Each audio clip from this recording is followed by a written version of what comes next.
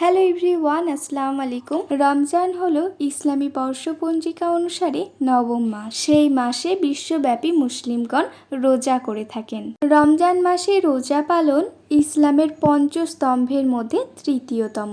রমজান মাস চাঁদ দেখার ওপর নির্ভর করে 29 অথবা 30 দিনে হয়ে থাকে, যা নির্ভরযোগ্য হাদিস দ্বারা প্রমাণিত।